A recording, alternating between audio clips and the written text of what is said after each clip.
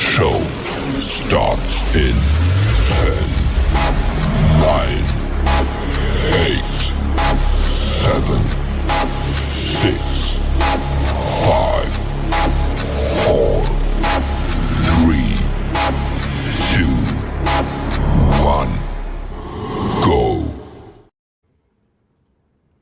What is up, Nickel City Mafia? Hey. Oh, hey. Let's get into it, buddy. Big win today. Welcome to Nickel City Mafia. Welcome to another edition of Sunday Night Bills Talk, the post-game reaction. And man, we have a lot of good things to talk about tonight. Before we do, I want to remind you that this is the only show where you can get 50-cent wings, Loganberry on tap, and dollar drinks all night long. So order up those drinks. And Jake, talk to us a little bit about where these wings are coming from tonight. Tonight we got a special feature. We got Castaways Waterfront Bar and Grill on Angola on the Lake. It's kind of a hole in the wall. It's a dive. Don't set your expectations high when you see the outside of this place because it kind of looks like a shack. But that's like the vibe that they're going for. And honestly, it really speaks to like Buffalo in general because I feel like those little hole in the wall places are usually some of the best. And this place, they offer a special wing called the Everything Wing, where they literally throw every sauce that they have all onto one wing. And what they do is, so they ask you if you want to get the wing charred as well. So they fry it, they put the sauce on, then they char it, and then afterwards you say, hey, can I get extra sauce on top of that? Because sometimes when they char it, it dries it out a little bit. But when they do, look at those suckers. That is a damn good wing. I've had it twice now, and boy, I've never been so excited to have wings, Mike. I'll tell you this, like outside of maybe Barbill, this place hits. It's hit every single time. And shout out to Seth Collard, who has been on the show a few times in the comments. He actually was the one who told me about this. And it's just a really solid spot. It's a little out of the way now for me. It's about a half hour away from where I live, but it is well worth the drive. And it's not too far from like Bennett Beach, Mickey Rats, and all that down there. So if you ever have a chance, especially in the summertime, you know, they have a little patio out there. It's really nice. It kind of overlooks everything, and solid spot. And the wings, the Everything Wing, definitely got to try that out. The Everything Wing. I love it. Yeah. I think Sean said he's going to Buffalo for next week's game. And so yes, he's gonna have a lot of places to choose from, man. We've been giving out a lot of shout outs to these different wing places. Are you meeting up with them this weekend, or is it going to be in the other game that you guys had? I still have to figure that out. So, yeah, this is not the game that we're actually going to together, but he's got some buddies that he's going to be going to the game with. He actually called me yesterday. We talked a little bit, and we were talking about maybe meeting up for the tailgate or something like that on Sunday. So, time will tell. We'll see. That'll be pretty cool. But nonetheless, we will be going to the Buccaneers game on the 26th, which is a Thursday night game. All right. Well, let's say hi to the folks in the channel. We got Topper out there. Good evening, gentlemen. Good to see you, Topper. Jessica Tennis. Good. Jessica Tennis. Yes. Good to see you. Haven't seen you in a while. That's good to see you back. Let's see. Oh, he's just saying hi there. All right. Let me not bring that one up there. We got Red, White, and Bills. Let's go. Have a great show. I'll be listening on the jobs tomorrow. Yeah, Sean, you know, he likes to listen in the morning to keep, you know, as he's working hard. Got Tom out there. Good to see you, Tom. Danny's, he says, has 10-cent wings tomorrow. Where's Danny's? Okay. So there's Danny's South, which is actually right by the stadium. So, and they have like this homemade Bills sign that they always, you know, they park cars there, they tailgate there and all that good stuff. So that's right by where the Bills play. I think there's a Danny's North as well, but the South one is the only one that I've actually been to. But that is very interesting, Tom. Might have to stop over there after lunch, or for lunch, I should say. After lunch, yeah, we'll get wings on top of lunch. This should be a crime right here. I mean, to order wings from Arby's. Topper, what are you doing, man? What are you doing? No, that was a mistake. Oh, my goodness. Never again. Out there, Bills Mafia Sports. Yeah, don't order wings from Arby's. Aren't they the roast beef specialists? Not chicken wings, man. Come on. Right. Yeah, stick with the beef classic or whatever you call it, beef and cheddar. All right, Jake. Let's get into this game now. I was saying all week, don't overlook this team. Don't overlook this team, and the Bills didn't. The Bills didn't overlook it. They came in on a mission, and man, blew away my expectations of what was going to go on in this game. I did not expect it to be the score that it was. I did not expect to see us just totally destroy this Commander team. But first of all, before we get into the details of the Bills and what they did in this game, what you see from the Commanders. Give some hope. You know, we had some folks chime in on our last show, on the Wednesday night show, some Commander fans that are excited about their team. And this was a real test. We kind of said this was going to be a real test. Are the Commanders the team they thought they were, and are the Bills the team that we thought they were? So talk a little bit about what you saw from the Commanders today. Give some hope for this, for the fan base there, because look at the dude's 3-1. Sam Howell may have had his worst game, played against his hardest defense to date, and these days are going to happen with a young quarterback. So one to you, Jake. Yeah, I would think so. With this team, I mean, Sam Howell had a really rough go at it today. But I will say this, that Brian Robinson, I mean, he had a really nice day today. Had they continued running the football, actually, I think they would have really had a much better outcome. I don't know if they would have necessarily won the game, but it definitely would have been a little bit better on the scoreboard for them. I think they would have kept it a little closer, and they were actually getting some decent yardage there. 10 carries for 70 yards for Brian Robinson today. And Antonio Gibson, man, I don't know what's going on with him, but it seems like he's kind of fallen off a little bit, having some fumbling issues, and, he also can't necessarily stay healthy all the time. But, I think the Commanders, they're a young team, they're up and coming, and they're just not at the Bills level yet. They're still, they might make the playoffs this year still. I think there is still hope for them because the NFC is kind of wide open still. The NFC East, good news for them, the Cowboys lost today. Shocker. And the Giants lost the other day on Thursday. And then you got the Eagles that are playing the Buccaneers tomorrow, the 2-0 Buccaneers. You never know what might happen there. And the Eagles, they kind of had a little slow start, too, to the year. I think they, obviously turned it on a little bit against the Vikings last game. But I think there is still some hope for the Commanders. You should still be excited about this team. They had a rough day today. I mean, 9 sacks for the Bills defense. 5 turnovers? 5 turnovers today for them as well. You're not going to win games like that, and they were just playing from behind the entire game. There was never a moment where they led. And actually, it would have been a shutout had Ron Rivera not elected to kick a field goal on 4th down in the 4th quarter. But it's unfortunate. I think again, very young team with a lot of talent. It might not be their year this year. Maybe give it 5 years. They might develop. Trending upwards still. Yeah, I love it. I kind of talked about that on Wednesday's show, is that I thought we can get some pressure. Little did I know we'd get 9 sacks, Jake. But so let's start. Let's get into the Bills here. I'll throw it to you. Talk about that defensive line. Look, both sides of the ball had a very good game. But if I had to tell you which side had the best, it's defense. So let's start with the defense because they were fantastic. So let me throw it to you. Talk about the defensive line. The D-line was just, 9 sacks, Mike. It just freaking tore that offensive line apart. I mean, there were plays. So Leonard Floyd with back-to-back sacks. I watched him go up against Andrew Wiley. He made him look silly. I mean, it was tough to watch, actually. As a Commanders fan, I'm sure those guys were tearing their hair out today. Ed Oliver, boy, you want to talk about a statement game from him. Last week comes off a pretty solid performance to top that this week. So that's just great news. And by the way, he's our only defensive tackle on contract next year, technically. So that contract's looking a hell of a lot better as we move forward here. Daquan Jones had a phenomenal day. A.J. Epinesa with a freaking pick 6. Are you kidding me? Didn't expect that one. Did not have that on my bingo card either. So, across the board, this is a team playing without Von Miller, and the D-line absolutely dominated. And I think people have been calling for it. It's like, hey, we're getting pressure. We're kind of getting in there, but why don't we have any sacks? So they answered the call today. 9 sacks. Just anoint these guys kings for the day because that doesn't happen often at all. Yeah, they heard you, Mafia. They heard you. I mean, Daquan Jones had 1.5 sacks. Ed Oliver, 1.5. Leonard Floyd, as you mentioned, back-to-back. Greg Rousseau got into the action. So one of my bold predictions was that Rousseau would have 3 sacks, but fell short. But hey, the rest of the team picked up. Everyone ate today. Picked up. Yeah, it was Terrell Bernard with 2. Crazy. Then, Epinesa had 1. And let's go to that linebacker crew because star of the show, Terrell Bernard, had 2 sacks, 1 interception, fumble recovery.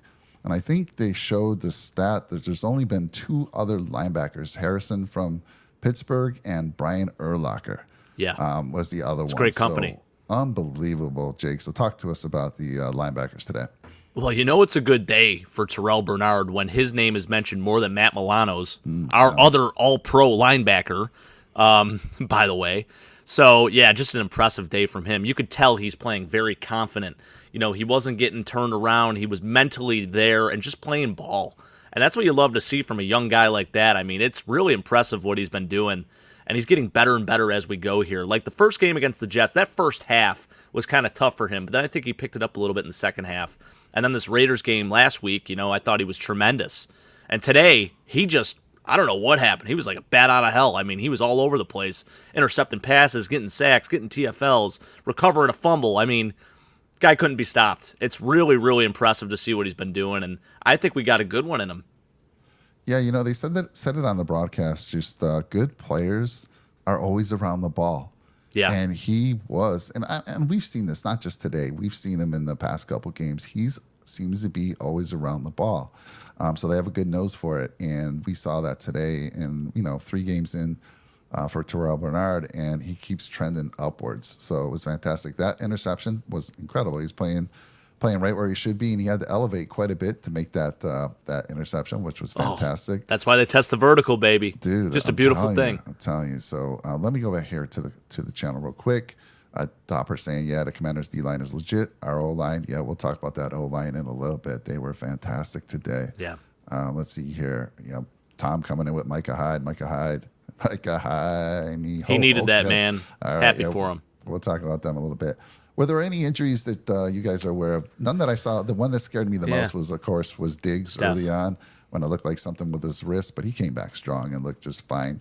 I didn't see anything else. Did you see anything, Jake? No, I think we actually got out of this pretty healthy. I think both teams, which is always good to see. You never want to see injuries for anyone, so yeah, that's pretty solid too. We'll take it. Van Topper says, as of right now, Leonard Floyd is the team sack leader to 3.5. Look, what does he have like the last couple of years? Almost averaging 9 sacks his last 2 years? Yeah. Right? Yeah, 9.5 to 10 sacks. Yeah, I mean, it was, I think, 9 sacks last year, 10 the year before, and then 9.5 the year before that. So, yeah, he's been playing his best football. He's well on pace for that. Can you imagine when Vaughn comes back? Oh, I know. Can you imagine? I know. I mean, my goodness. It's so exciting. They're going to have to focus on Vaughn. And Leonard Floyd, I mean, he could have 10 plus easily. At this current pace, he's going to smash that for sure. And then Hopper coming in at saying Topper. Sorry, not Hopper. Topper. Terrell Bernard was player of the game. He made more splash plays than his predecessors. Mm-hmm. So, yeah, I asked that question to you. I forget which was it, last show or the show before that, but I asked you, and, are we missing Edmonds at all? And no. I mean, this young man has got 2 interceptions in his young career already. He's got 2 sacks. And I think I think in total, Edmonds had 5 sacks in his career for the Bills. I could be off by 1 Yeah, or that's 2, right. But it was right around there. Yep. So he's well on his way. Or 5 interceptions, maybe it was. Yeah. What did I say? I think that was the stat line. Yeah, you were saying he had 5 sacks, 5 interceptions, I believe. It's 5 interceptions. Yep. Thanks for correcting me. Yeah. Old man forgets things sometimes, but yeah, obviously, and actually, I don't even know. I'd like to look real quick while you're talking about the next position. I'm going to see what his stats were as far as sacks in his career with the Bills and interceptions. I'll get that number corrected for you. But yeah, Bernard, loving everything we're seeing. I do want to ask you, I mean, what do you think happened with Kirksey? I mean, not that Kirksey would, I'd want Kirksey maybe as a depth piece over Dotson. And obviously now Bernard's the guy. But what do you think happened there? Because that happened Thursday, right after our show. On Wednesday, we heard Christian Kirksey retired. What the heck, man? Right. Yeah, it's a really interesting thing. So I think what really went down was when we signed him, I feel like there was still maybe a little bit of doubt about Terrell Bernard. So in case things went south, they wanted to have a proven veteran who can come in, run the defense, be confident, go out there and play solid football. So when that didn't happen, I think Christian Kirksey realized, hey, I'm not going to really have a piece on this team. I'm going to be on the practice squad, and why am I only going to be on the practice squad? That's not me. Maybe he lost a little bit of passion, and then that was that, and he sailed off into the sunset. Had a pretty solid career. Interested as to why he didn't actually, I guess, maybe try to sign with another team, but that just tells me that, yeah, he's just kind of done playing football. Yeah. Well, let me see here. Got Topper coming in and saying, you're right, Jake, looking like a genius right now with the Bernard pick. I mean, a lot of us question things. and it seems to burn us. It seems to burn us down the road. We're like, really? We picked this third rounder. He didn't see the field much at all last year. Why would he see the field? I mean, you had Edmonds as your starter. He would only come in. I know Edmonds missed 2 or 3 games last year, so he had an opportunity, but it's not much. It's not much to get your feet wet. And then out of the gates in camp, he's hurt, misses all of preseason, and then he's thrown in the deep end. And oh my goodness, right now Bean and McDermott looking like geniuses. Yeah, and it goes back to another thing too. It's like you talk about how he's able to draft some of these guys and get these steals in the late rounds or second day picks or whatever, but then also the contracts. You know, another defensive player that I mentioned earlier, Ed Oliver, having another monster day. He really is starting to look the part, and we signed him to a big extension early on in the offseason here. You know, I think it was in June. I want to say we had that extension go down, and I was very like, really? Like, we're going to put our money into Ed Oliver for this? So obviously there's 2 things that comes to mind with that. Obviously he's going to be the only defensive tackle on contract next year, but also, you know, maybe I don't think he's as bad as what a lot of people were obviously saying, and you know, he's been proving a lot of doubters wrong too, so it's a beautiful thing. And then you go back to the Josh Allen contract. How brilliant does he look with that? I think he's like the 9th highest paid quarterback in the NFL now, which is insane because he's top 3 quarterback still, you know. So a lot of things that Brandon Beane does that I think down the road, maybe at first people are a little skeptical about, but down the road they're like, oh, maybe he was onto something. Maybe he does know what he's doing. Well, let me ask you this too, Jake, because let me give you some of the numbers now. So I got Tremaine Edmonds up. Over his career with the Bills, he had the 5 interceptions that we said, right? From a sack perspective, he only had 3.5, 5.5, 6.5 with the Bills, and wow. Bernard already has 2 in his 3rd game. Do you think a lot of that might have to do with McDermott's new scheme? I do. It's a little more aggressive. Guys are flying to the football. I think with Tremaine, one of his biggest, you know, downfalls was kind of being hesitant, and he didn't necessarily always pick the right hole to fill. So that was a knock on him. Obviously, he was very good in coverage, and when you have a 6'5" guy dropping back, that's tough to throw over, getting in the way of passing lanes and whatnot. So that's one thing that Darrell Bernard obviously doesn't have. But, you know, I think he makes up for it in a lot of other areas, and we're starting to see that. You know, 2 sacks today, that's really impressive for an inside linebacker. And, boy, he was everywhere today. He couldn't be stopped. It was amazing. Yeah, I totally agree. We got a Trek reviewer coming in about hashtag forget Cam Lewis. You know, Cam Lewis made a great play on special teams today, and he's not going anywhere, Trek reviewer. Much to your dislike, I get it, but he's not going anywhere. Did he wrong you or something, Trek reviewer? Do you know Cam Lewis? Did he do something to like piss you off? He's still mad about that game against the Vikings, and you know, and he didn't knock the ball down. Instead, he went for the interception, and the Bills ended up losing that game. But they lost for many other reasons as well. We had multiple opportunities to seal the deal on that one. Right. And let's see here. Topper saying, I was one of the Bernard doubters. He has proven me wrong. I think he was 75% of the folks out there, the fan base, would have been with you, Topper. They were doubting Bernard. And why wouldn't you? We didn't see much last year. You didn't know what you were getting. Didn't see him in preseason. So didn't know what you're going to get. But here we go. And then we got Zach Madden out there. Yes. Think of the depth guys we flipped for Edmonds, too. Edmonds was nothing but a great teammate, good player, but it's reality. Yeah, you're absolutely right. And, you know, I feel for him because now he's in a terrible situation in Chicago. Obviously, you got to get your contract. The NFL stands for not for long. So I have no ill will towards him going and getting paid over there in Chicago. And obviously, the Bills weren't going to be able to match that, and they had other priorities. So I think, you know, it's a sad situation because the Bears are an absolute train wreck. But, with how Terrell Bernard's been playing, it's, you know, you don't really miss the guy, unfortunately, for him, but fortunate for us. Yeah, I always forget to say, hey, make sure you're kind to your staff by smashing that like button, dropping a nickel on that subscribe button for us, and interacting like you're doing right now. We actually love that. So we appreciate it. Yeah, we really do. We got Hannah York out there. Hi, guys. Great win today. Go Bills. Absolutely. You know who that is, right? Is that Brett's? That is Brett's soon-to-be wife. Thank you, Hannah. Thanks for joining us. Good to see you out there.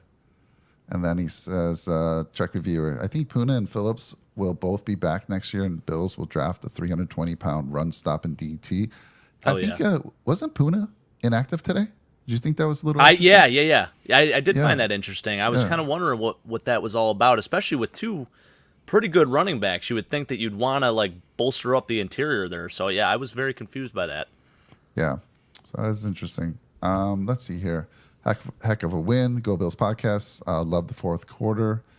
Jessica coming back with Kirksey came here, learned the defense, and would rather hang at home with his family. If Bernard gets injured, I think the Bills will reach out to him and sign him again. I could definitely see that. Yeah, definitely. Yeah, and I'm trying to see if there's like a reasoning for the Poona Ford thing, but it doesn't really say much. I know that they activated Kingsley Jonathan, which I love. I'm a big Kingsley Jonathan guy. Maybe they wanted to focus more on the pass rush and getting those edge guys more sacks instead, which it paid in their favor. Yeah, it worked out great. I think that was exactly it, Jake. I mean, they were just like, let's get more pass rush on this on Howell, and the run game, even though it was working, it was more working on the outside, honestly. So yeah, that was interesting. And by the way, we'd mentioned on the Wednesday show that the Commanders threw a lot of screens, that they usually threw a lot of screens. They really didn't work well for them. There was maybe one or two that they tried. Like I said, I felt like they got away from the run game a little bit. But my goodness, I think that's exactly why Poona Ford set out. I mean, let's get some more heat on this guy. 9 sacks tells you they made the right choice. Let's see here. Topper says, I watched the KC Chicago game today, and Edmonds looked lost and slow out there. I agree, Topper. I watched a little bit of that too. Yeah, he just doesn't. I don't know if it's a defense, if it's like too confusing for him, but that whole team looks lost too. So to his credit, he's kind of joining the rest of the crowd there. Yep. CTE is nothing to me. Thank you, Brett. Appreciate that, man. Yeah, I like to say so. Some days it does, though. I'll tell you that. I mean, it's a hell of an excuse, though, to use for if you forget something, like if the wife tells you to do something, you forget to do it. You could always blame it on the CTE. So it's a brilliant excuse. Yeah, so we talked about the linebackers. We're going to move on from them right now. But honestly, I think Bernard is Defensive Player of the Week. Yeah. Honestly, he's the player. He's the star player of this game. There are so many stars, but Bernard for sure is the player of the game. For giving out just one, it's player of the game. And I don't know. Maybe there's a prop bet out there, but he's going to win Defensive Player of the Week, guaranteed. Yeah, absolutely. I put some money on that one for sure. Right there here. So let's see. Let's go. What did he say here? So Jonathan was active. Yes, Kingsley was there. Yeah. Let's see. So let's get into the corners. Talk to me a little bit about the corners. Trey White getting his first interception in a long time. That was beautiful to see. Bernard out there. So talk to me about the corners. It was really good to see. I think, obviously the corners benefited from a lot of help up front. There were some ticky-tack plays. Curtis Samuel got open a few times and had a big play early on and later on in the game too. So, I think a lot of people have been they've been waiting for the moment when Trey White would step up and get this first interception and make a highlight reel play. What an incredible interception by him. That was a big play in the end zone too. I mean, that's it. Big players make big plays when they're most needed, and Trey did in that moment, because that could have been maybe a little momentum shift there. So that was awesome to see, man. I'll tell you what, I think for him, it's been a long time coming. I feel like this is still going to be a bounce back year for him, and it's been a little bit slower than most people probably thought or anticipated. Especially with his return to football last year in like week 12 it was, I believe, or week 11 for Thanksgiving. And then, of course, just kind of getting back into game shape and playing out there and, making plays, because I feel like there's been a few times where either he's been burned or he just, he's never been a great tackler per se, but people have been extremely critical on him this year for the lack of tackling, because he's not really being thrown at anyways. So when he's out in the open and he has to make a tackle and he's not making that play, I think people get a little upset with it. So really good to see him get an interception today. I think Christian Benford, again, had a very solid showing. I mean, you look at what the receivers did, it was, what did they have? So Sam Howell had 170 yards passing today, and Scary Terry with six catches for 41 yards. So sure, he caught 6 passes, but what did he do with it? Not a ton. So that's impressive when you can limit a guy like that to only 41 receiving yards. So I think overall it's a very, very solid showing from the DBs. Don't forget Taron Johnson. You always seem to forget. And Taron Johnson forced a fumble today. Forced a fumble. How do we always forget him, Mike? It's insane. How does he get lost in the shuffle? Not how do we always forget him. I always forget him. Yes. Yep. So let me ask you this. So, Benford did get beat by Samuels on that one play, and I was like, man, I felt like he would make up the ground, but he didn't.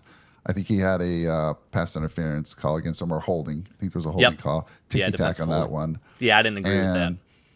But overall, like when I'm watching these corners and the knock on Kyer is Benny's handsy, I saw Trey getting physical out there, getting a little handsy as well. And Bernard, obviously, is handsy. I'm just not, again, it's like, why was Kyer third week in a row inactive? This just seems to be a theme. Is he going to be out all year? Maybe, unless there's an injury.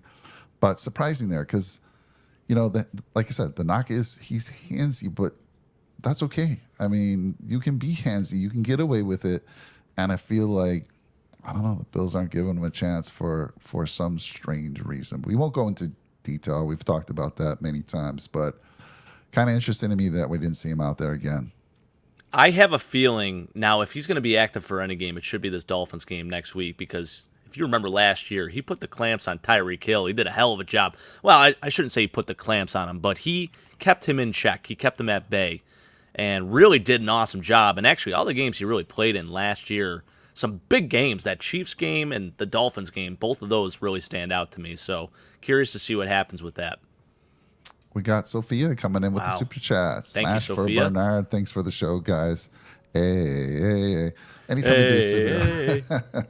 We should get like a soundboard or something like that, and we could play something when people donate money. I think it's something fun. I agree. I actually have a soundboard, so I just got to find some cool audio effects that would be good for that. So appreciate you, Sophia, out there in Hawaii. And fantastic game for Bernard. Love it. And then we got out here Zach Madden coming in. Also, 2022 draft looking better by the game for Bean, Cook, Bernard showing out, and Benford been solid. Some misses, but some hits too. And Elam is still young. Yeah, big matchup coming up. We'll talk about it at the end of the show. I was so worried that they were going to look past this team because you got the Dolphins on the horizon. A Dolphin team that just dropped 70 points. A Dolphin team that just scored the third highest ever in the NFL. Insane. We'll talk about that a little bit more, but that just blows my mind. And who's getting fired in Denver? Somebody's got to. Somebody's got to take the blame on that one. Pour a drink for them. Absolutely. Jake, order up a couple drinks, on the house. What are you going to order up? Oh, boy. I'm going to order up a 1 second here. Oh, he's going. Let's go with the blue light. How about it? Nice. Blue light. A Buffalo special. Open it up we got right now. Tom coming it's in. A twisty. Yeah, it is a twisty. Tom, Perfect. thank you so much for the super chat. Cheers, guys. Yes, I'm not a good singer, but you know what? When I'm watching the game, a different mic comes out. My son's seen it. One day, Jake, you and I just got to do a live show where we're just giving the play-by-play, and people can live see reactions. What we're like during a game. I mean, it's so loud. My wife's like, I got to leave the house for a little bit. I really do. This is too much for me. I love it. That's a Buffalo passion right there, Mike. You can't take it away from us. It's a beautiful thing. Says, I like that idea. Jessica Tennis. Haha. Let's see. Yeah, pour a drink for them.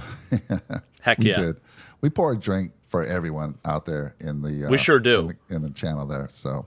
You come to my house, I got a whole hell of a lot of bourbon back there too, guys. Just so you know, I'm a bourbon. I'm not a connoisseur by any means, but I like collecting it and I like drinking it. So if you're into that, got a lot of that back there too. Topper coming in. James Cook currently number 2 in the league in rushing yards behind Christian McCaffrey. Is that still true? Really? 2 yards away from another 100-yard game. Would have been nice if they got that for him. But hey, play it safe. Game was well over by that time anyway.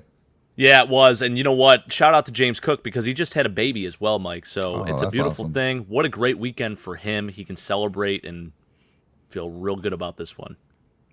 All right, so let's talk a little bit about the safeties. Now, I know yesterday on the red, white, and ruthless, Brett was calling out the safeties. He says, I need to see Poyer and Hyde show up, and they did in a big way. So talk to the folks about the best duo in football, best safety duo. I've been saying it all along. They showed up, Jake.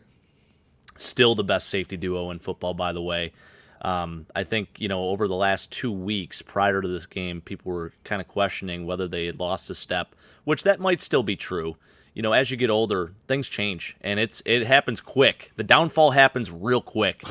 But one thing you can't take away from both of those guys are their instincts and their smarts. Their IQ is like next level, both of them. They're absolutely incredible with that. Today, Micah Hyde had a really nice interception where he jumped it, and it set us up for a really nice drive. And did we get a field goal on that possession, or did we? I forget what happened there. But anyways, I don't know if it was it a field goal? I don't know. Nonetheless, which one? It was a beautiful the Micah Hyde interception. After that, did we go down and get a field goal, or was it a touchdown? I want to say it was a field goal. That's what I think too. Yeah, because it got us to maybe 16 after that.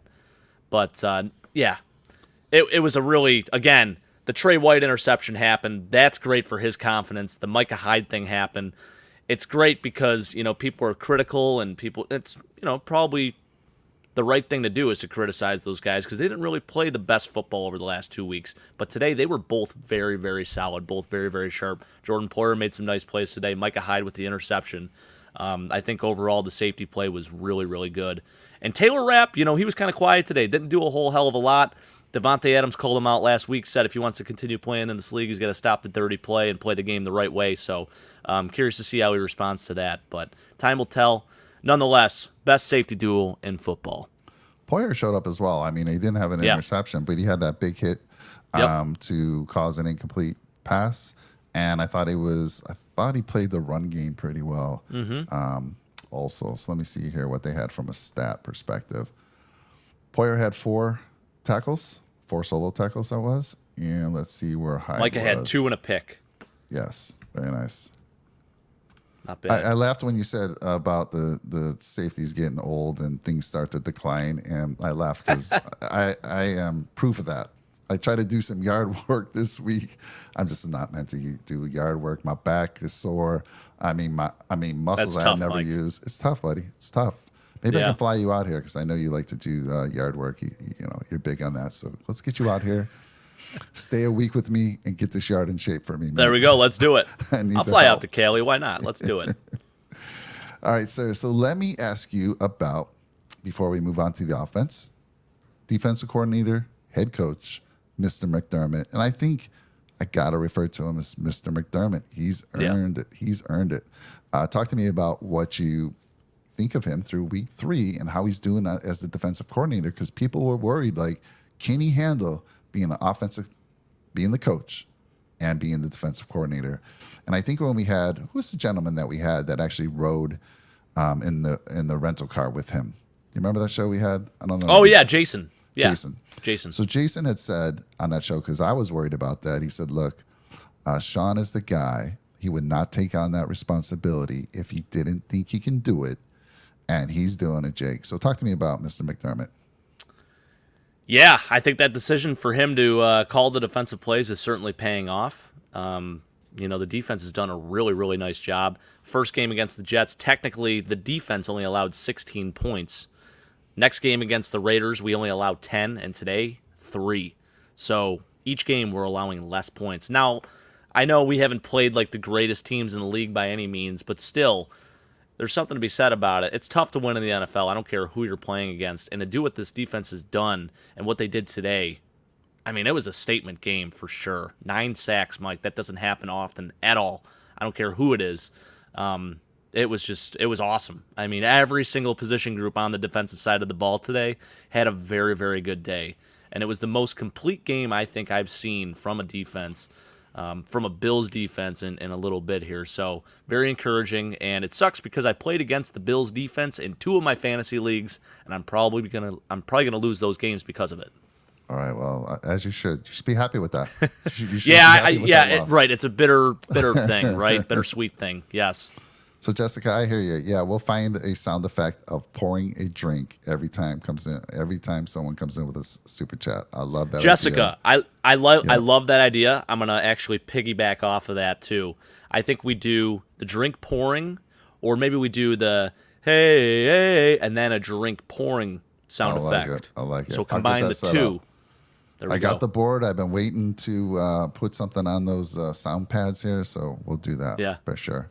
Let's see. Trucker Viewer mentioning Zach Moss. Yeah, it's good to see him out there. Two big days. And a big upset over the Ravens today. Yeah. So love what we're seeing from Zach Moss. Good to see him finally getting a chance here and doing well. I mean, he had a chance, but he's always been a little injury ridden.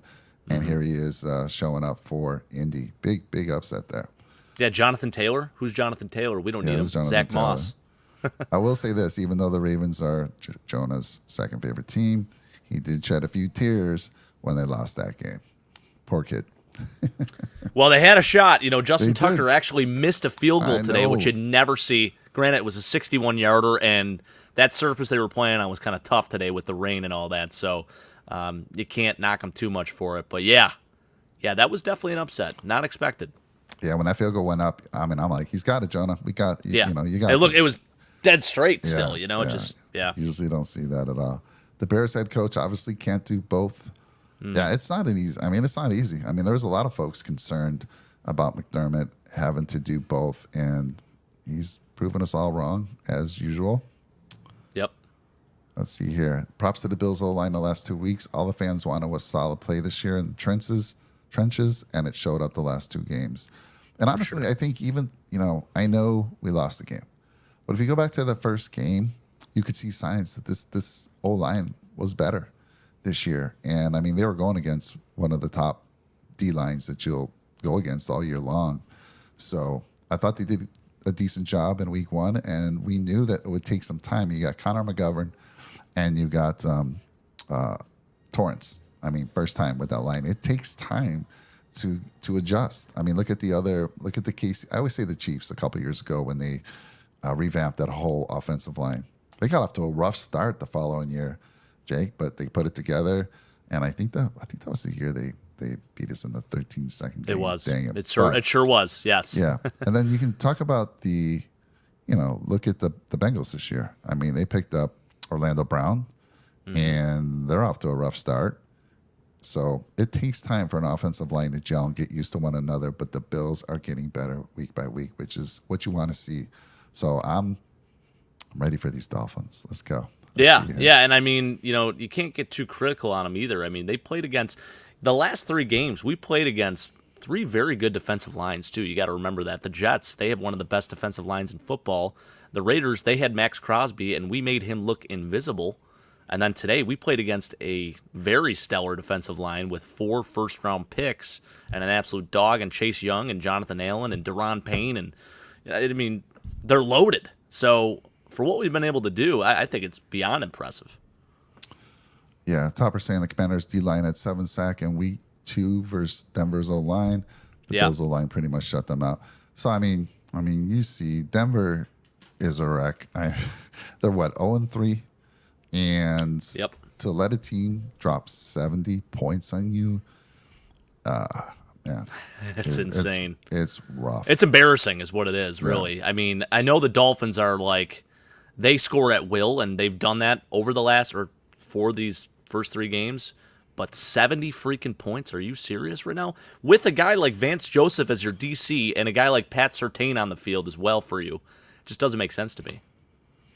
And then Tucker likes hitting the uprights when he plays in Buffalo. Yeah, he definitely does. Yeah, that was uncharacteristic as hell as well. All right, so Jake, before we move on to the offensive side, I want to ask you, if there's one thing you would like to see this Bills defense improve going into next week against those Dolphins, man, what would it be? I would say tackling, specifically in the run game, because the Dolphins today, what they did, they put on an absolute clinic. Devon Achane with over 200 yards rushing on 18 carries today. Raheem Mostert looking like one of the most dynamic backs in football now as well. They have an incredible 1-2 punch with those guys. And the defense was a little leaky in the run game. And I think had the Commanders stuck to it and really, established their presence a little bit more with it, it could have been a different game. But they got away from it. They got a little too cute at times, and I think it really bit them in the ass today. But I would say if there's anything, first off, it's obviously wrapping up and tackling, and then not allowing those big holes in the middle to open up and for the Dolphins to run all over us. Yeah, that run game, and again, we'll talk about that at the end of the show. That run game for the Dolphins, I mean, Keith, from the AFC East Summit show had been preaching that. He's like, we need to run the ball more. And you saw that this week. By the way, I had that running back. He's on my bench, Jake. I didn't even know. So Get out. He scored over 50 points. But guess what? I'm still going to win this matchup. I'm not worried. I'm not worried. That's it's funny. Our last show, we had a guy come in and ask about running backs, and I had mentioned Devon Chain. I'm not sure if he ended up picking him up, but if he did, wow. Didn't expect that performance, though. I don't think anyone expected that. Yeah, so the Bills' defense is going to have to be at their best because they're going to get, obviously, a high-flying passing game. They're going to get a team that can run as well now. And it's just going to be a slugfest. All right, let's move on to the offense. And let's start with that offensive line. We kind of were talking about them a little while ago. But talk to me about that O-line, man. Yeah, the O-line played an incredible game again. And to limit this team and limit this D-line to 0 sacks is beyond impressive. Mike, that was one of my bold predictions coming into this. 0 punts, 0 sacks. And guess what? We did one of those things. The punt thing, I was a little sad. That went down the tubes right away, basically. But you know what? I'm all right with it. The O-line was just incredible. I mean, they were on their A game today.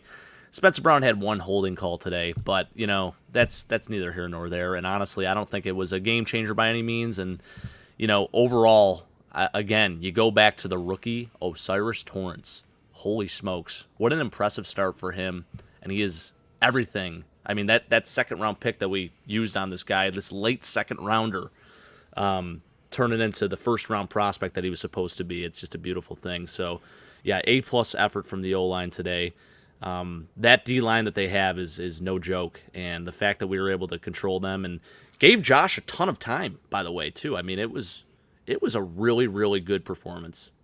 Yeah, they were spectacular. I mean, there's no other word to describe it other than spectacular. I mean, like we talked about on Wednesday's show, front line's no joke. I mean, they have 6 number ones on their defense. And, I mean, he was back there with plenty of time. Like you said, it was just a thing of beauty. Yeah. Thing of beauty. And so, again, improvement every week. And now you have the biggest game of the year coming up here next week. So I love what I'm seeing from that offensive line. So I remember last year I gave you a lot of crap for Aaron Cromer.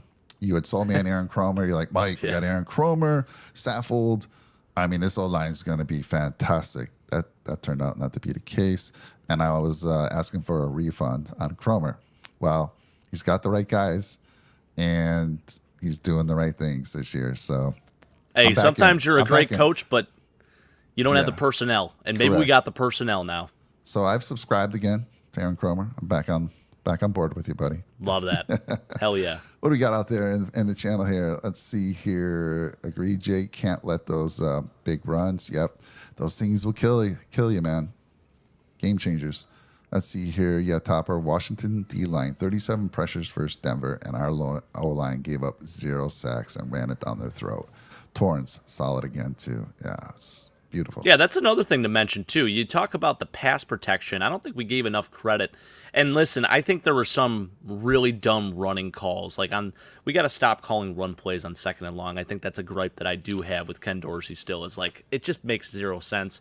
And he's trying to fit a square peg into a round hole on some of those inside runs with James Cook. But when it's set up properly, James Cook ran wild today, and there were some big gaping holes. It was very impressive.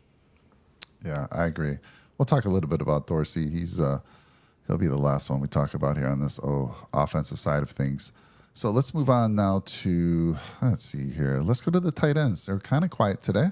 Yeah. But talk about what you saw there from the tight ends. Let's give some numbers from them real quick before I throw it to you. So 2 catches, 3 yards for Dalton. Let's see. We had Dawson Knox with 1 for 11 and Kincaid 2 for 3. Yeah. It didn't seem like Kincaid was in as much that game, so it's interesting. And then Sophia, I don't believe so. I looked before the show, and they weren't. They typically come out the day after. But while Jake's talking about these tight ends, I'll take a check for you. Take a look. Yeah, I think the tight ends, we were really expecting a big game from both of them. I think I said 50-plus yards for both tight ends, and it just didn't happen. At first, it looked like we were going to get Dalton Kincaid quite heavily involved, and then after that, it just sort of disappeared. The first drive, he got targeted multiple times, caught 2 passes, and it seemed like he was going to be the guy today. But then, things, I'm not sure. I got to go back and actually watch it, the all 22, just to see exactly what they did. If they were just, covered all the time, or if we just didn't involve them in general. They were definitely giving a little bit of help to the tackles, especially Spencer Brown with Chase Young. But I think, moving on in the future here, that's not going to be a normal thing by any means. I think the Bills are going to be focused on getting those tight ends well more involved than what they were today. It's very bizarre, very quiet day for both of them. And I'm curious as to what they actually did to shut them down, or if they actually did shut them down. Yeah, it is interesting because I know on our Wednesday show we had people predicting Kincaid maybe gets his first 100-yard game. Yeah, but they were able to keep him quiet. I don't think they used that check down at all today. No, they didn't. And actually, they both kind of had tough moments. I mean, Dawson Knox had a drop touchdown pass today, and then Dalton Kincaid had one or two penalties. I know he had one for sure. Yeah, I want to say it was two things on him. So I'm thinking there were two. But don't get me wrong, the Knox catch wasn't an easy one, but something he should have. He should have caught that, right? Yeah. I don't think Kincaid drops that. Let's just say that. Right. But yeah, quiet day, and again, that's okay. That's all right because we saw, I'll throw it out to the wide receivers. We saw somebody that people had been asking about, and that was Trent Sherfield. Yeah. Right? And Sherfield circled up, got his first catch finally. He only got 2 catches for 18 yards, but it was thrown his way. He had 3 targets. And by the way, just to go back to Knox had 2 targets. He caught the one, and Kincaid had 2 targets, and he caught both of them. So talk a little bit about the wide receivers. Yeah, the receivers again. Steph Diggs with a monster showing, 8 catches for 111 yards. Gabe Davis with almost 2 touchdowns today, but ended up with 1 catch for 35 yards and a touchdown on an absolute rope and beautiful throw by Josh Allen.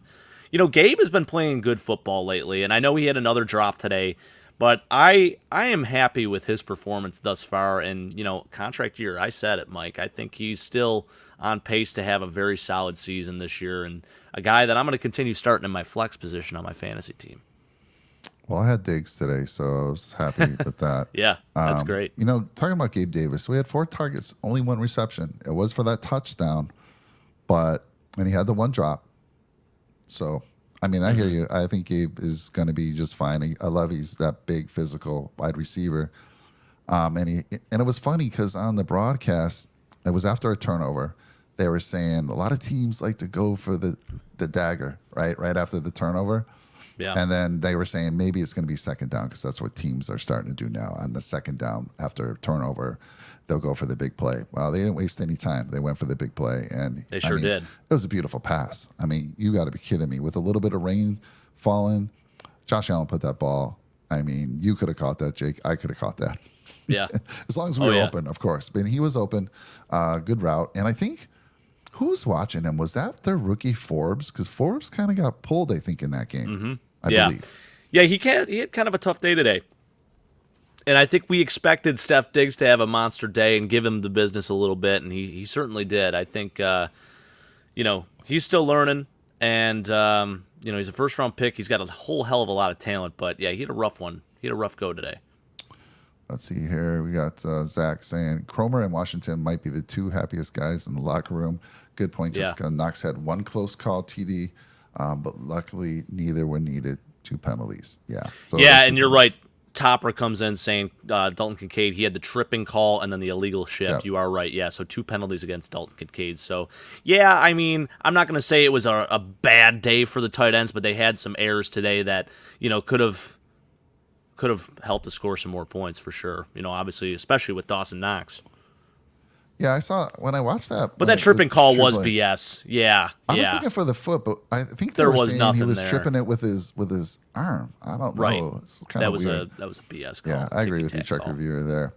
But what I won't agree with you, truck reviewer, is Cam Lewis. Cam Lewis is solid on this team. He's not going anywhere, buddy. He is not. He is here to stay. Let's see here. So, again, you already mentioned it. 8 for 111 for Diggs. Gabe, 1 for 35. Sherfield, 2 for 18. Deontay Hardy got in the mix a little bit, 2 for 15. And let's see here. Khalil What did you think of Deontay Hardy's utilization today? Were you happy with him, Mike? Did you like what we did with him, the end arounds and getting him involved a little bit? that play hasn't worked for us in so long. I mean, I know. last year with McKenzie, the whole thought process with Hardy is that he'll be better than McKenzie. And I don't know. I would like to see more passing to them. I mean, fake that play and then throw it out to him, right? Don't hand it off to him. So I don't know. It never get him in space. It hasn't been working, and he's got that speed, but I haven't seen that take advantage yet. I mean, I haven't seen him put on the bursters, and so yeah, I agree with you. Let's get it out in space. I think they need to do that little gadget play once in a while. I think they did that twice today. Yeah, they did twice. Yep. Neither of them were successful whatsoever. So let's fake that, and I think you'll see that later in the season. And then they'll dump it out to him in space and let him use his, get out there with his speed and make something happen. It is a little crazy to me. I mean, I was kind of predicting a over 50, and obviously that 35-yard touchdown to Gabe? Yeah, it was 35-yard touchdown. That was a big splash play. But man, it's been a grind for the most part. It's been a real grind. Even Diggs did have a nice one. But that was just Josh Allen and Diggs early on when Josh rolls to his right. I say this now. I'm gonna copyright this phrase. Josh Allen rolls to the right, Bills Mafia delight. I mean, it just is magic what he can do when he goes to the right. You just know it. You're like, all right, Josh is going to the right. Something's gonna happen. And him and Diggs just have that chemistry, and they made that one big play. It wasn't laid out that way, but they improvised and made something happen. And I thought Josh did some nice things with his legs today as well. So good stuff there. Let's see here. Just write him on his back. Let's see here. Yeah, Topper says, I would love to see Hardy get more looks on deep throws. Yeah, I would like to see that as well. And again, it's just been a real grind so far. But we're going to see, I think we're going to see a boxing match, a heavyweight boxing It's going to be match a track meet against the Dolphins. It's going to be Agreed. a slugfest. Bet the over on that one now. Bet it now before. I'm curious to see what that's actually set Oh, my at. God. I want to see what the line is for that. That'll be very, very interesting. Diggs went to him university. Zach says, yeah, just put him on his back for sure. Cam Lewis will have a shorter career than our 4th-round rookie wide receiver. Oh, wow. Trek's still trying. He's still trying, buddy. Cam's been in the league for what now? 4 years? Not bad. Yeah. He's got a pension. He's got a pension coming his way. That's great.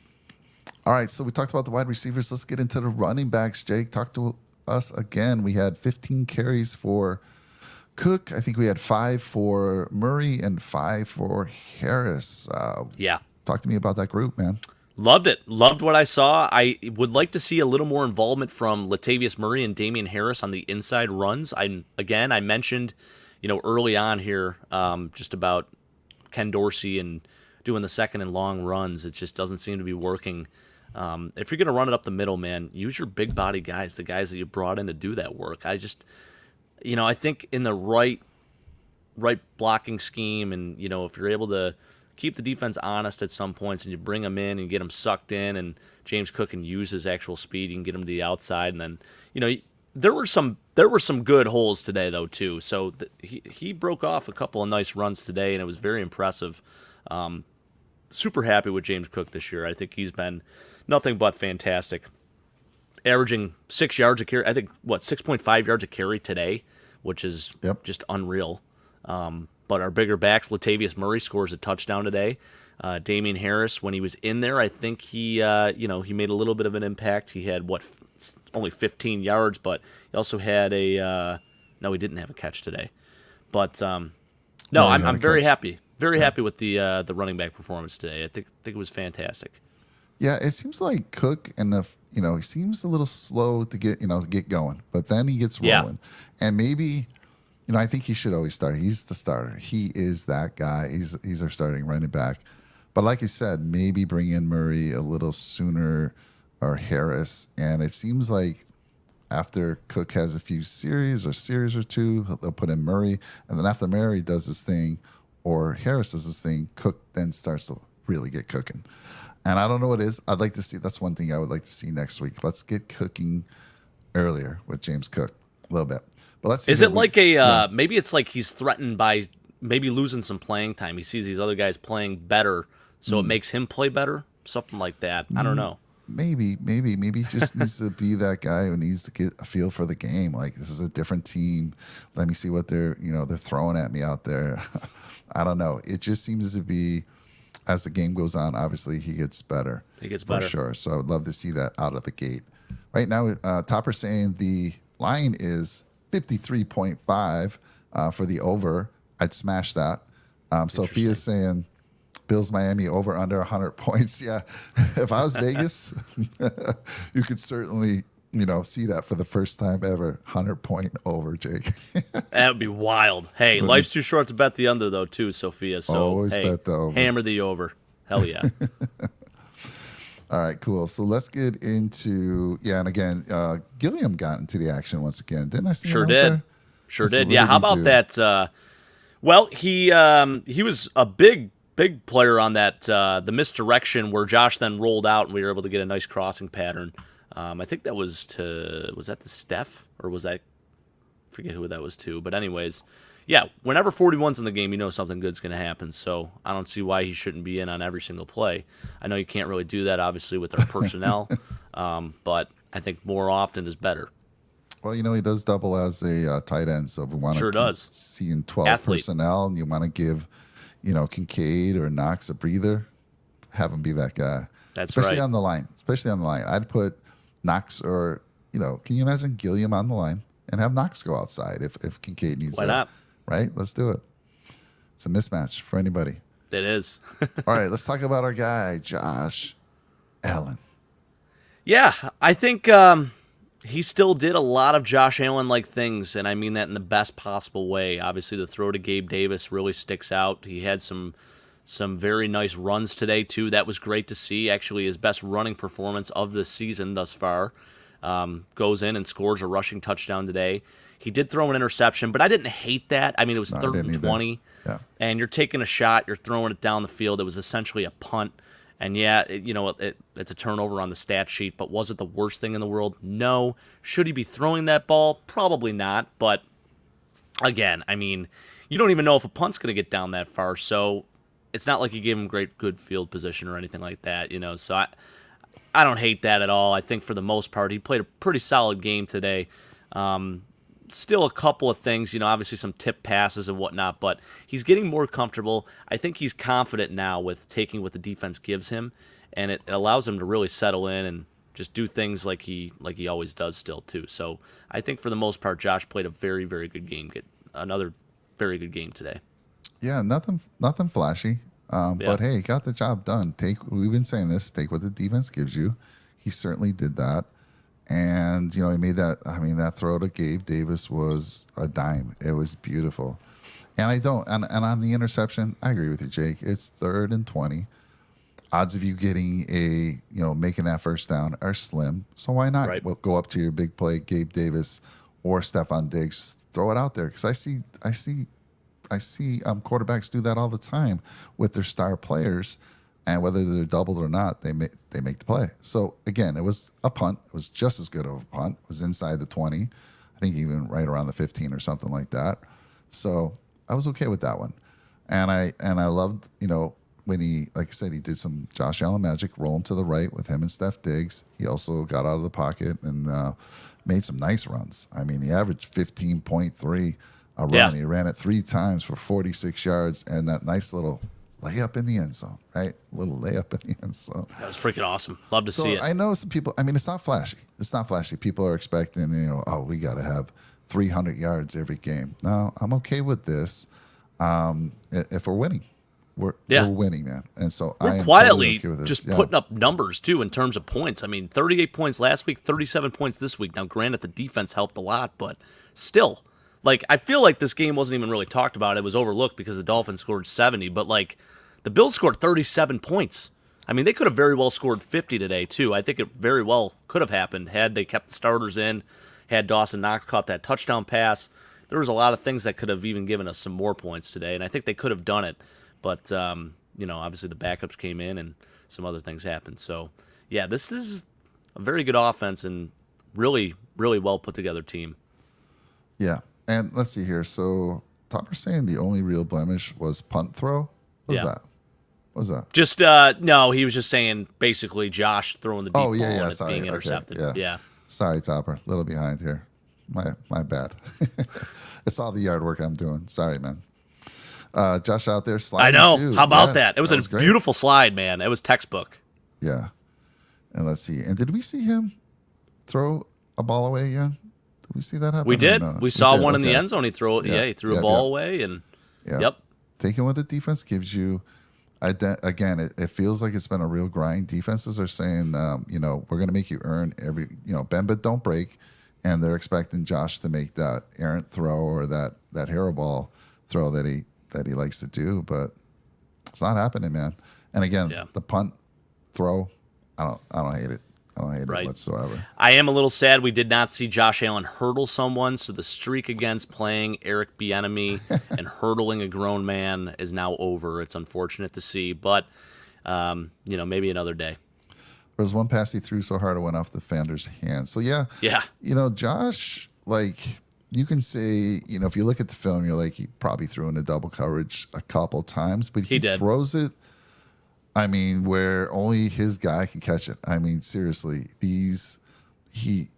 bullets, and he's got a rocket arm, right? He throws it where it needs to be. And again, these great elite quarterbacks, they throw to their guys. They trust them sometimes, whether in double coverage or not. And a lot of times it works out in their favor. And if it doesn't, typically he's throwing the ball so hard or only to the place that his guy can make it that it's all right. It's okay. I love that he gives these guys a chance. I love that he is your classic gunslinger, and that's his mentality. I don't ever want him to change. I don't ever want to handcuff him with that.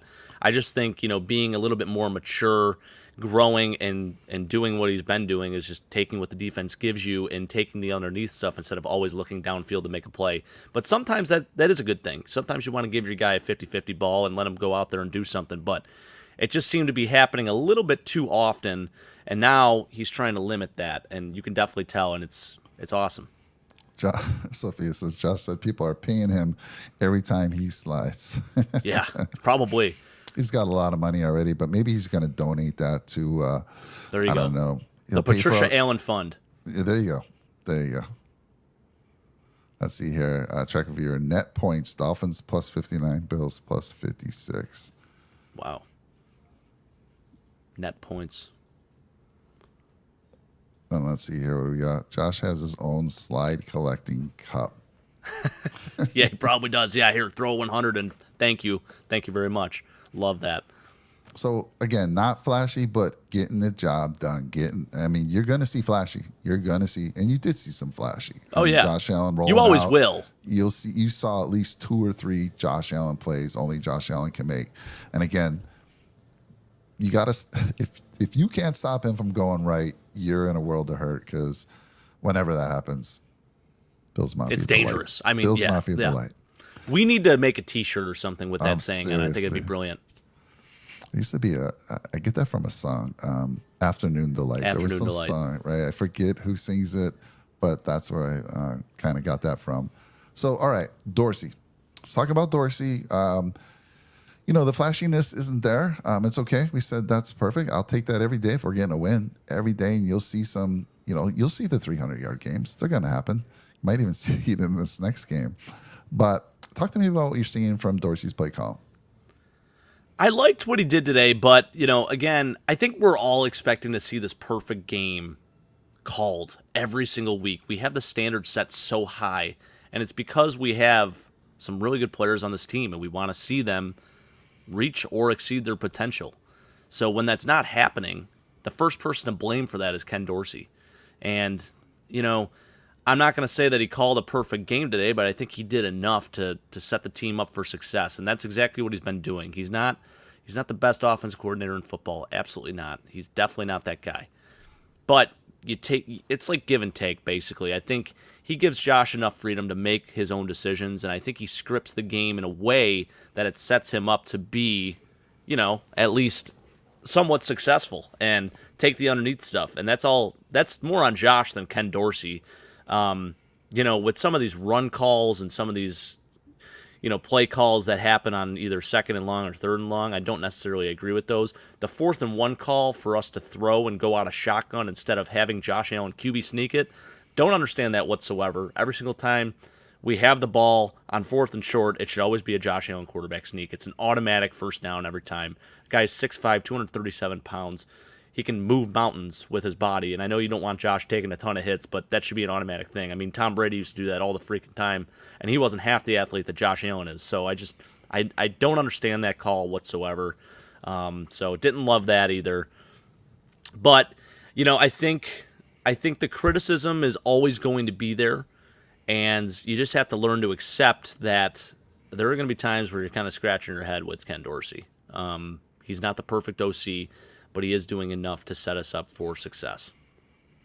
Yeah, I think people forget that we're going against highly paid professional defenses. They're pros too. They are pros, and not every call's going to work. If it did, every team would be blowing out teams like the Dolphins did today, 70 points. So that they had, I haven't looked at the game on that one. I haven't looked at the stats. It was probably a combination of a lot of miscues from Denver, along with a lot of great play by Miami.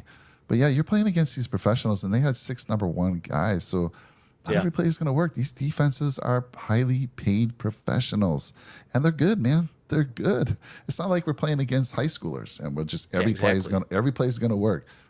Josh is going to be 24 for 24. Although I will say, what was it? Something crazy that Tua started out with 16 of 16 today. I was like, is he going to get the record? Unbelievable. Which is funny. Tannehill, who, when he was quarterback for the Dolphins, I think still holds the record for 23 straight completions, and Tua got off to a good start. But yeah, I thought they actually did a good job, again, taking what the defense was giving them. Yeah, it's easy to say, like, look, after the play, right, on 2nd down, you're like, why did we run the ball? Why did we run the ball? And I mean, it's easy to be an armchair offensive coordinator after the fact. But, I got to trust that he's studying the film. He's kind of calling that play for a reason. He thinks it's going to work.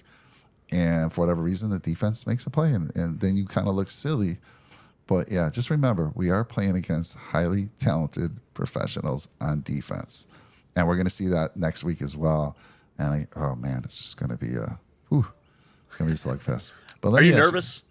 We'll talk about it. Let me talk about that a little bit. Let's finish up this week's game with my final question to you about if there's one thing you want to see from this offensive side of the ball going into next week's game against the Dolphins, what would that be? Tight end utilization, baby.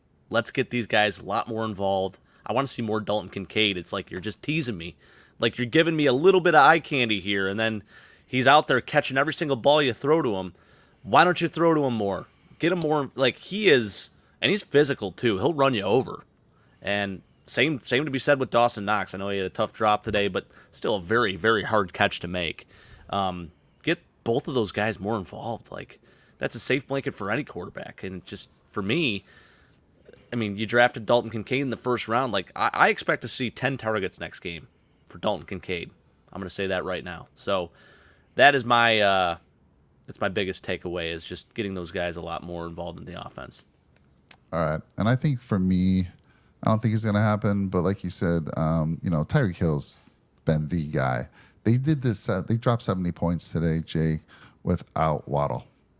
Yeah. Without Waddle. Yeah, that's so true. They're resting Waddle up for this game coming up against the Bills. Tyreek Hill had 9 for 157 yards and a touchdown. He's just been killing it. And then Robbie Chosen, the chosen one, has 1 catch for 68 yards. They were just lighting it up. And so I would love to see Elam out there. I'm hoping, like you said earlier in the show, maybe this is the week they elevate him or activate him, I should say, because he's been inactive through 3 games. Other than that, I love what you say about the tight ends. This is going to be a difference maker for us. We didn't have that last year against them. And those games, all 3 games against the Dolphins, were highly contested games. So I don't expect anything different. So I agree with you there. So let's get into a little bit talking about next week's game. Well, we're not going to do the full pregame. You'll see us on Wednesday getting into the details. But dude, this literally is as long as the weather. I mean, we're early October. Weather should be October fine. 1st. Should be. You never know in Buffalo. But my goodness, this is going to be a slugfest. I think it's just going to be a high-scoring game. This early predictions from me: high-scoring game. Whoever gets the ball last wins this game, goes down and scores the winning touchdown. But defenses will make a play or two. Obviously, both these teams have good defenses. Jake, they really do. Yeah, we're seeing that. We saw that last year. We're seeing it this year. But what are you thinking about these Dolphins, man? Is it just that they played a horrible? I mean, it's probably a combination of both. Let's be real. Denver's not looked good in 3 games. right. But by the way, did you see Cowboys just got beat by Arizona today? It's a week-by-week league, Mike. Going on? Yeah, I know. Yeah. But anyhow, yeah, talk to me. Let's talk a little bit about the Dolphin game, the upcoming game. So give me your thoughts on what you're seeing from this team, man. Yeah, they just, I got to say, Tua has looked fantastic. And you could say what you want about him being a system quarterback, this, that, and other. That might be the case, but he's made all the right throws. And when it comes down to it, he's clutch. And he can make the big plays when they matter. So he's been the leader of this team, and he's done a really, really good job. And he looks so good. So I think one of the biggest things is we saw it last year. When you get into Tua's face and you get him uncomfortable and you get pressure, it's a totally different Tua Tagovailoa. It's Tua throw a picka. That's what that is. So I think that is going to be a huge key. We got to just build off of what we did today with the 9 sacks and just wreak havoc on that O-line and make Tua very uncomfortable, get handsy with them, throw him to the dirt. You know, obviously, we don't want to see any injuries or anything like that, but you got to get into his face, you got to get into his head, because that's where his game then shifts, and he starts turning the ball over a little bit, and he gets uncomfortable. I think that is going to be the key to victory, honestly. I hate to say that. Obviously, for the Bills, you're thinking, hey, you got to go in there and score 30-plus, because this Dolphins team is so explosive. It's crazy, too. I think I read something where it's like Tua threw for over 300 yards today, and he only had 1 completion that was over 20 yards. Everything else was less than that. So that tells me that a lot of teams are missing tackles, and they just can't keep up with this team, plain and simple. Speed absolutely kills. You can't coach speed. Obviously, we know they have Tyreek Hill. Jalen Waddle's fast as hell, too. Devon Achane is super fast. Raheem Mostert. It's a track team out there. So being able to wrap up, keep everything in front of you, and just remaining disciplined. Those are all things that you need to do against this Dolphins team. It's a lot. I know I just said a whole mouthful there, but that's how the Bills win this game next week. What they do on the O-line in the offseason, I mean, I don't know. I mean, I can check right now. Maybe you know off the top of your head, but they gave up no sacks again. And let me just give you some numbers. That team, they threw for 376 yards today, 376, and they ran the ball for 350 yards, Jake. Over 700 yards in offense. That's insane. That's insane. And again, I would love to know, maybe Jessica, you always know everything. I mean, did they bring anyone new on that offensive line this year in the offseason? I don't think they did, actually. Not that I know of. I know, obviously, with... Yeah. I was just going to say, because, the past couple of years, that was their problem, man. Tua was just getting destroyed. Something's changed. Something has changed. Either those guys have finally figured out the system or they're working better together. But I feel like, I mean, how do they go from what they were to what they are now? I mean, they're protecting Tua. Again, Tua gets the ball away quickly. I know that for sure. That's a quick way. That's a good way to not get sacked, get rid of the ball quickly. And he's been mobile. I've seen a couple of games where he's just getting out when he needs to. So let's see here. Jessica's saying, just remember the first game last year was very low scoring. What was that? It was like 20-17, was it? 21-19, I believe it was. Was it 21-19? And that was the game. It was in Miami, and it was the hottest game. Football game I've ever been to in my entire life. Yeah. And we put up some insane. I think Josh Allen had over 400 passing yards that game, and we only put up 19 points. Just a lot of missed opportunities there. Yeah, I mean, we need Mad Matt to get a few hits on Tua and make him uncomfortable. Yep. I mean, I don't think it was last season, but 2 years ago, Epinesa almost broke his ribs, knocked him out for a couple games. Yeah, to make him uncomfortable. But again, I'd have to go back. I haven't seen the stats for their last 2 games for Tua, how they've done as far as keeping him clean. But I think it's It's been minimal. If he's been sacked, it's been minimal. Yeah, you could ask Keith. I think he's been very impressed with the performance, and that was definitely a problem position for them over the last few years. So I think Dolphins fans are very, very thrilled with all of that. So Jessica's saying no big signings on the offensive line as far as I can remember. Yeah, no, you're right. I don't think any moves really were made, Jessica. So this is pretty impressive what they're doing. Yeah, so maybe it's more of the Bengals just get 2-step drop, 3-step drop, get rid of the ball in under 2 seconds type thing. I don't know, but they're putting up big numbers and they're throwing large play. I mean, 68-yarder today for the chosen one. Yeah. I know. I think I even seen that. Let's see, what did he have today?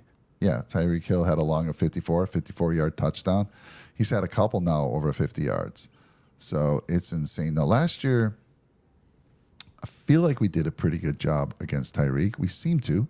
I mean, he did kill us in that 13-second game. For the most part, though, we've usually done a good job against Tyreek. You agree there, Jake? I do. The biggest thing with him is you can't let him run free at any point during the game because he's just too damn fast. I think that's where you worry a little bit. This defense that we have is not as fast as that offense. There's no one that's really as fast as that offense. No team that's as fast as that offense. So foot speed definitely scares me in this one moving forward here. But I think with that, it's just kind of keeping everything in front of you and not allowing him to get into space. Yeah, we're going to need Floyd, Sophia. Yeah, we're going to need that defensive line to get pressure, get their hands up. He's not the tallest. Tua isn't the tallest quarterback. So get Groot.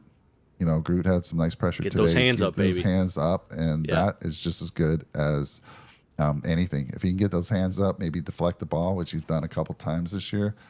And Floyd, I'm going to take a look and look deeper into this for our Wednesday show at that offensive line. What has changed that Tua is staying so clean? So we're gonna get into details on that on Wednesday's show. And let's see here. We got Zach saying the Gabe Davis TD. By the way, do you know Zach Madden? Is Zach new to the channel? Because I haven't seen Zach no, I'm not before. familiar. But thank you so much. We'll love that you joined us tonight, and hopefully to see you in the future because you're bringing a lot of good info tonight. The Gabe Davis TD was a beautiful play call and play by Allen Davis with Diggs in motion. Fake. What is that? Pass to McDaniel play says action. Play action. Yep. McDaniel says a track team meet him on the tracks. That's what I'm saying. I think, it's an offensive game, and I know it was low scoring the first game last year, but that was heat. We're not going to see that heat in Buffalo. I hope it's first of all, I hope it's a nice day. I don't want weather. I don't like weather to come into play. I was scared today, but it didn't seem to affect Josh Allen for sure.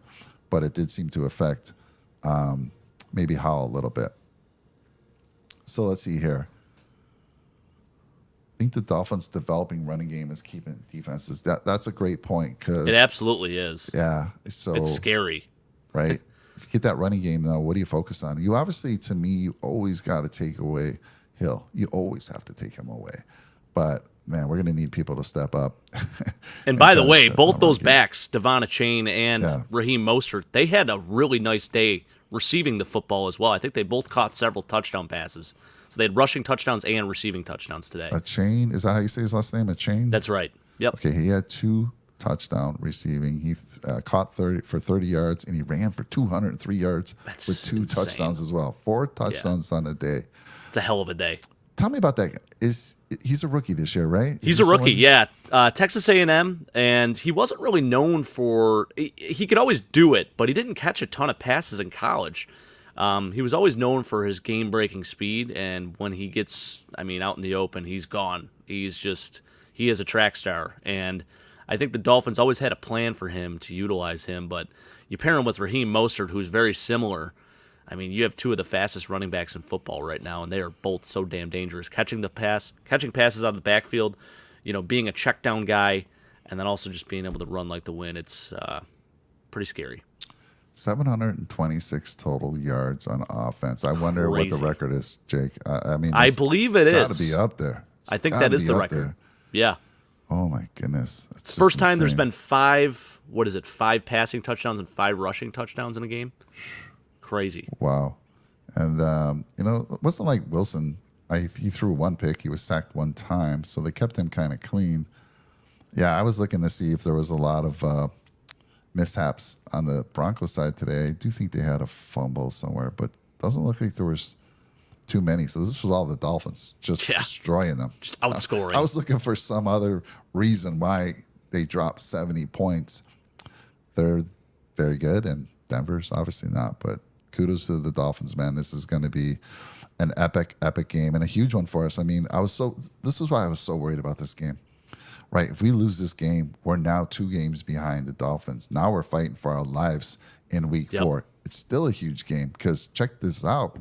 We win this game, the Bills are in first place in the AFC East. Hell yeah.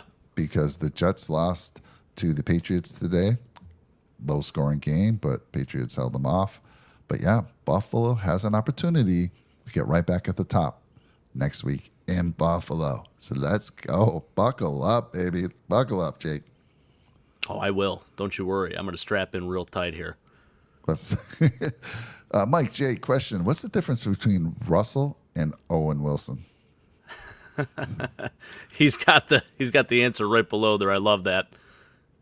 Oh. Russell is 0-3. I love that, brother. That's a good one. Very nice. I appreciate that. That's a great dad joke for you. Love it. All right, so Topper, he's already coming in with a prediction. I love it. We'll have all those bold predictions and predictions. Did we hit any? So you just missed the punt game. It was just one. Yeah, I missed the punt one. That was tough. You said 0 punts. What was the other call you had? 0 sacks, which that did happen. Yes, so great job. Pretty damn good. My bold predictions were over 50-yard touchdown. Didn't happen. We got a 35-yarder, but didn't get to 50. That's coming soon. I just know it. And I also said that Groot would have 3 sacks. That was a bit much, but hey, we had 9 sacks as a whole on the defense. So it actually spread into something more and even better, I would say. It did. So that kind of does it, Jake. This was a fun show. I want to thank everyone out there for joining us tonight on this wonderful Sunday. I hope you ordered the drink of your choice. We actually we purchased a round of drinks for everybody out there. That's right. You're enjoying your Sunday night, the comfort of your home, and having the drink of your choice. Hopefully you got some Loganberry and obviously some fantastic chicken wings. I'm curious, Sophia, you are in Hawaii. Do they got anywhere that has good chicken wings out there? Have you found the place? I'm curious. And then Jessica, where do you call home? Where do you call home? Any good wing places where you are? And let's see, Topper. Have we found out where Topper's from? I want to say you did tell us, but yeah. Where are you located, Topper? Any good wings where you are? So anyhow, if you're new to the channel, please like, comment, drop a nickel on that subscribe button. We're here every Wednesday and Sunday night. And we appreciate all your support. The Wednesday show was fantastic, and we couldn't do it without you. We really couldn't. We have so much going on in Nickel City Mafia. Let's see. Go Bills podcast says bar is closing too early. Let's see here. She's in North Carolina. Oh, Raleigh. Jessica. Very nice. They got any? She did mention that to us, actually. Okay. Yeah. They got any good wings out there in North Carolina? I work with I got to ask my buddy, but he's not really a wing guy. But we have a person I work with who lives in North Carolina. Nice. And Sophia says, no on the wings. Good ahi. Yes. Let's see here. What does he say? Over under on the number of snaps Mike White takes next week.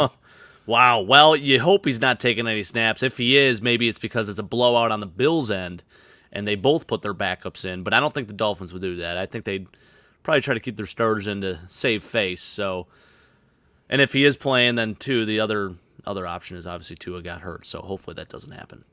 Yeah. Topper's out there in Southwest Florida. Okay, very nice. Brett, is that close to you? You guys should meet up and maybe find a wing place. I think Brett said there's some wing place that, or did he not? Did he say there's nothing good out there? He mentioned there were a couple of good wing spots, but I don't know, Brett. You know, I think you set the standard a little different when you're from Buffalo. Not too far from Tilt Money. Casino. Raleigh is known for their casinos. Oh, okay. So I'm sure she's talking or alluding to something like that. Maybe. Yeah, I was curious because I don't know Tilt Money. Let's see here. Yeah, good stuff. Topper, I'm in Sarasota, is what Brett's saying out there. So good Very stuff. nice. Again, it was a fun show. And again, we'll see you again. I forgot. Let me mention all that's going on because there's so much going on. First of all, if you grew up in Buffalo, you're a hockey fan, and you love the Buffalo Sabres as much as we do, we just haven't had an opportunity with Jake and I. We focus so much on the Bills, but don't get us wrong. We're huge Sabres fans. I remember Sabres when I was a kid. I got to see the French Connection, all the good stuff. Oh, got Tilt it. money from cover one. That's why. That makes sense. Got it. Yeah. Let's see. We have fantasy football. Comes live every Tuesday or Wednesday. We have the AFC East Summit Show every Tuesday at 8 p.m. Eastern. You want to check that out. And then we have the Red, White, and Ruthless.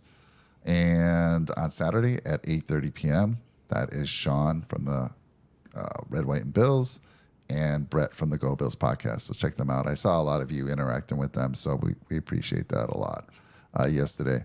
And then I said the Sabre Show. I mentioned the Sabres. Sabre Show coming October 3rd.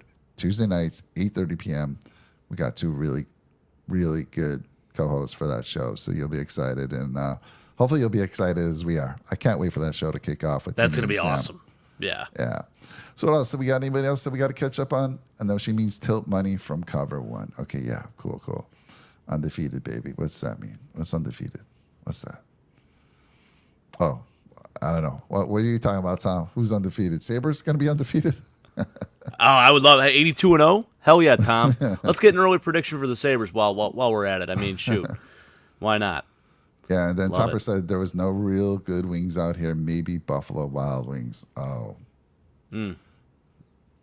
Hey, they're great for the TVs. Let me tell you that. I did do a couple fantasy drafts at some Buffalo Wild Wings, so I can't complain too much about them. Now their wing quality, it's not quite the standard of an actual buffalo wing, but I get where they're coming from. I think I mentioned to you on one of our, with the city I live in, there's a channel or a thread on Facebook. A lot of people in there. And I think I told you someone was asking about the best wings in town. And I gave them my opinion. There's none.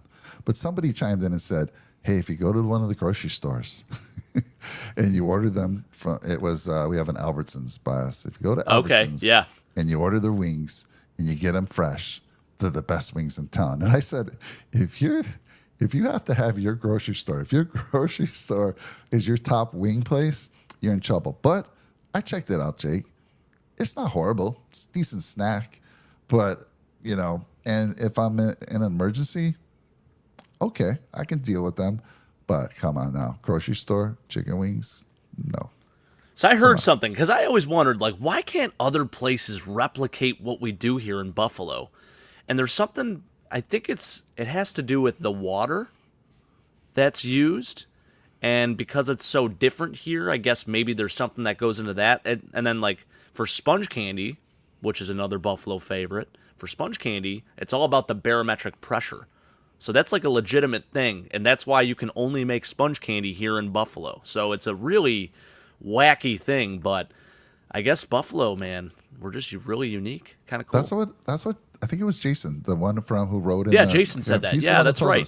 Same with the wings, yeah. And that makes sense because even out here, I'm like, why can't I have a similar pizza? But but I can't. Let's see here. What else we got out there? Who else saying something? I was up in New York. Hey, we'll keep talking, folks. If you want to keep going, I love it. Absolutely. It's Sunday night. We're celebrating. We'll keep the bar open a little bit longer. Order up a couple more drinks. I was up in New York in early September and had wings from a place called Fox Pizza, or used to be called that. They were amazing. So here's the other thing I wanted to mention about why I think the Buffalo wings are so much better. The places there have so much competition. If you don't have a good wing, you're going to be out of business. And these folks take pride in their wing. It's all about that cook on the skin, right? It's getting that right. I feel like the places out here, they just don't care about that as much. And you'll get an inconsistent cook. You'll go there one day, it might be decent. Next day, it's terrible. It's nothing worse than soggy skin. I mean, come on now. Don't give me that skin that's just not cooked properly. It's disgusting. But again, I just think it's the competition and the pride that they take in the food out there in Buffalo that makes the difference. And a little bit of what you said, maybe the water, and whatever else you said that Jason shared with us that day, because he obviously is a little bit of a chef as well.